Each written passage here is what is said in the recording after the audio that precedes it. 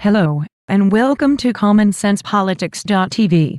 I think there are two scenarios that the election could possibly play out. I saw this series of tweets but will not identify the person who tweeted it. 1. The SCOTUS refuses to take the case and Biden becomes president. The other scenario is this tweet I saw the other day. I have no idea if it is true, but I enjoyed reading it. Keep in mind, we are dealing with Trump here, so anything is possible. Situation update: Art of War, how Trump won the election before November 3rd, now it's just playing out for all to see. President Trump won the 2020 election well before November 3rd, and he did it by knowing his enemy and the tactics they would try to use to steal votes and rig the outcome. He knew them so well that he signed an executive order on September 12, 2018 which described the very acts of vote rigging and fraud in which the Democrats sloppily engaged.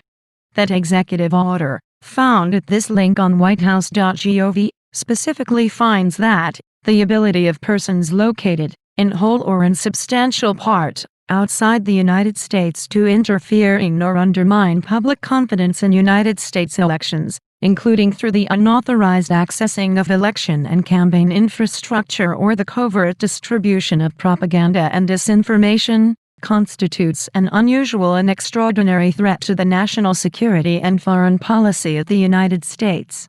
In that order, Trump declared a national emergency, meaning the 2020 election took place under a national emergency order. This allowed Trump and White Hat elements inside the Department of Defense to set up a SCIF, Sensitive Compartmented Information Facility, and monitor the election theft happening in real time.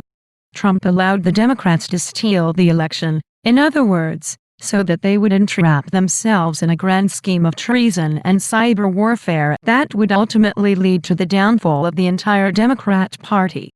Trump then dispatched dog personnel to raid server farms in Frankfurt, Barcelona and Toronto, acquiring the physical servers that recorded all the digital proof of the election fraud. These servers, along with results from Kraken, the DoD Cyber Warfare Information Gathering System, were handed over to DIA cybercrimes and counterterrorism analysts, who produced irrefutable, bombshell evidence that was turned over to Sidney Powell for use in her lawsuits. Powell is going to roll out these military intelligence witnesses during the trials, sending shockwaves around the world. Trump, it turns out, is running an art of war scenario on the Democrats. He feigns weakness where he has strength. He feigns strength where he is weak. He attacks in unexpected ways, and he already planned the full victory of this entire election battle long before the election even began. Democrats vastly underestimated Trump because they believed their own characterizations of him as a stupid person. So, they carried out wholesale, brazen election theft under the assumption that Trump was too stupid to notice, while in reality Trump had laid the trap for them to walk right into. And emboldened by their own arrogance and lust for power, they fell for it. Now, Trump has everything.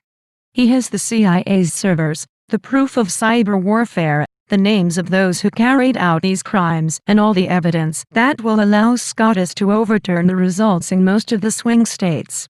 Trump is now calmly watching Democrats and GOP turncoats continue to hang themselves with acts of betrayal and treason, even as Trump already knows the end result, a second term for Donald J. Trump, and the destruction of the Democrat Party as hundreds of top Democrats are arrested and imprisoned.